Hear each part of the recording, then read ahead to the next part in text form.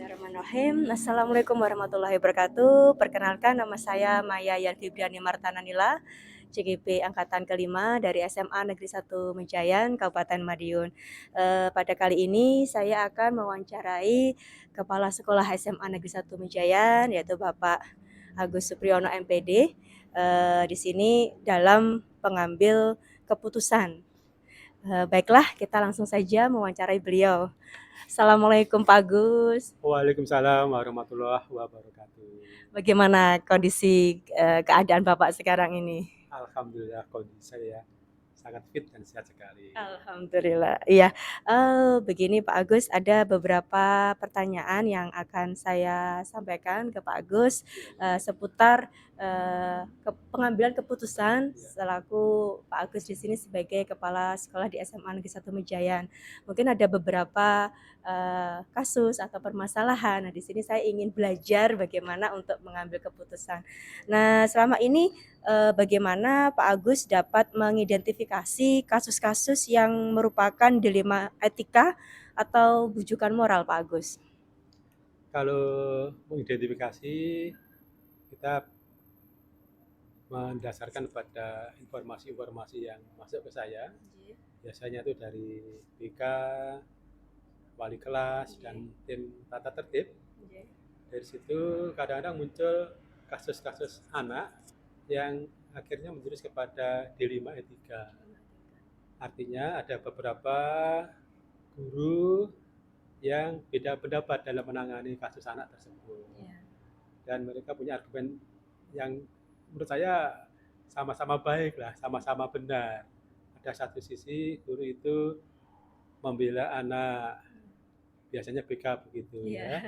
Tapi satu sisi guru itu minta anak itu diberi hukuman sampai ke tingkat harus mengundurkan diri dari sekolah karena alasan sangat berat. Ini dilematis sekali. Itu. Langkah-langkah yang saya ambil biasanya tahapan-tahapannya adalah saya panggil mereka semuanya. Semua yang terlibat untuk menangani kasus ini, bisa dari BK, tim tatib, dan wali kelas, juga guru mungkin yang terkait dengan masalah ini kita kumpulkan bersama. Kita identifikasi permasalahannya apa, dan saya mendengarkan argumentasi dari masing-masing tadi yang kita undang tadi. Kita diskusi, menyampaikan alasannya kenapa harus mengambil keputusan seperti ini, salah satunya seperti ini. Dan saya harus bisa memilah-milah dari pendapat mereka tadi, mana di antara mereka yang paling bijak gitu ya. Karena dibutuhkan ini kebijaksanaan kepala sekolah karena menyangkut banyak pendapat ya. Ada yang gini semuanya saya anggap baik, tapi harus kita putuskan. Kita harus mencari win-win solution. Artinya adalah teman-teman yang berbeda pendapat walaupun semuanya kita anggap benar, tidak ada yang merasa kecewa atau apa terhadap menangani masalah anak. Dan saya mendasarkan biasanya saya memilih mana di antara yang benar itu berdasarkan biasanya ini apa itu pihak mana atau guru atau BK yang mana yang dia mempunyai apa itu mengetahui akar permasalahan anak itu. Biasanya akar permasalahan anak itu kadang-kadang kita kurang paham. Guru-guru taunya hanya mungkin nggak pernah masuk, nggak pernah hadir, langsung diberi tindakan keras, misalnya peringatan keras. Mereka tidak tahu apa di balik itu, mengapa anak-anak seperti itu, gitu ya. Nah biasanya guru-guru atau BK yang punya pendapat seperti itu, mereka bisa mencari latar belakang masalahnya. Itu yang saya lebih berpihak pada mereka. Jadi kepala sekolah harus jeli, cerdas ya dalam keputusan dan harus bijak seperti itu. Berarti ini salah satu kasusnya misalnya anak terlambat gitu ya Pak ya, bisa jadi. Terus untuk selama ini bagaimana Bapak menjalankan pengambilan keputusan di sekolah yang terutama untuk kasus-kasus di mana ada dua kepentingan yang sama-sama benar dan sama-sama mengandung niat kebajikan Pak? Tadi kan sudah saya jawab semuanya ya, jadi satu tadi ya. Satu dari satu. Iya. Kemudian langkah-langkah prosedur tadi seperti tadi ya Pak ya, intinya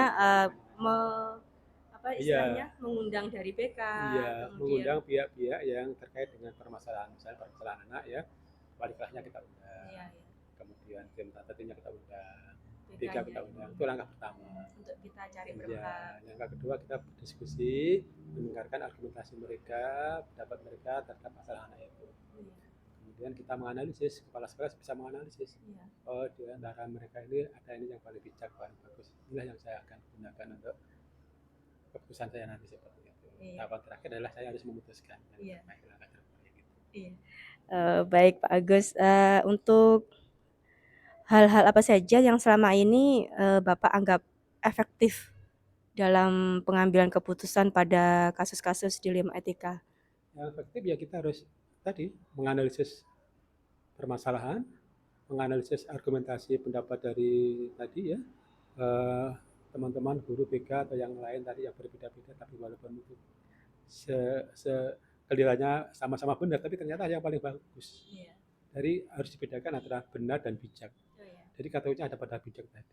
Dari antara benar ada yang paling bijak. Iya. Dan itu tidak merugikan siapapun, termasuk anak-anak yang melanggar itu masih bisa diselamatkan dengan perbaikan dan seterusnya. Oh, iya. Iya Pak Agus. Berikutnya apakah ini hal apa saja yang selama ini merupakan tantangan dalam pengambilan keputusan pada kasus-kasus dilema etika? Pasti ada tantangannya gitu Pak Agus. Selain mungkin Pak Agus ada langkah-langkahnya yang efektif bagaimana, pasti nanti ada tantangannya ini menurut Pak Agus bagaimana ini? Kira-kira hal apa saja yang merupakan tantangan ini? Ya, tantangannya apabila ada guru yang sangat kaku ya, keras gitu ya, artinya pokoknya gini, pokoknya begitu, tantangan bagi saya. Pokoknya harus gini, kalau nggak gini, itu yang bawa tantangan bagi kita.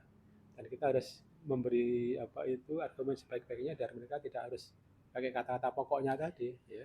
Pokoknya harus keluar gitu, seperti itu kan tantangan bagi saya. Padahal anak kan tadi harus kita telusuri dulu kasusnya apa, mengapa dia buat seperti itu.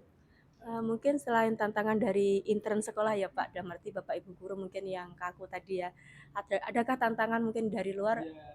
Ada juga ya, misalnya terkait dengan pihak-pihak luar, misalnya lembaga swadaya masyarakat atau apa gitu ya, yang ikut masuk ke sekolah. Contohnya mereka misalnya punya anak gitu ya, anak sendiri misalnya gitu ya, ada kasus seperti apa gitu ya, akhirnya mereka pokoknya minta anaknya seperti ini. Satu sisi guru dan teman-teman ingin mereka harus diperlakukan keras misalnya, tapi satu sisi kalau misalnya dikeluarkan, atau kita sebenarnya nggak boleh mengeluarkan sih, tapi kita minta mau mengundurkan diri ya, tapi satu sisi pihak dari LSM tadi punya alasan tertentu, misalnya kita sekolah nggak boleh mengeluarkan, misalnya kita harus bijak banget itu. Ya itu. Jadi itulah yang kadang-kadang tantangan yang dari luar yang harus kita selesaikan dengan baik. Jadi sekali lagi ini kembali kepada kata-kata bijak tadi, ya, dan cerdas tadi. Ya. Berarti memang ada tantangan dari intern maupun ekstern ya Pak ya. Ini Pak Agus, apabila panjenengan ini memiliki sebuah jadwal tertentu dalam sebuah penyelesaian kasus dilema etika, apakah Bapak juga langsung menyelesaikan di tempat gitu, atau mungkin memiliki jadwal yang untuk menyelesaikannya, bentuk atau prosedur seperti apa yang mungkin Bapak jalankan? Katakanlah ada masalah ini langsung diselesaikan di tempat ini, atau mungkin ada jadwal sendiri untuk menyelesaikan masalah ini Pak? Ya, sebenarnya kalau saya tepatnya bukan jadwal sih ya.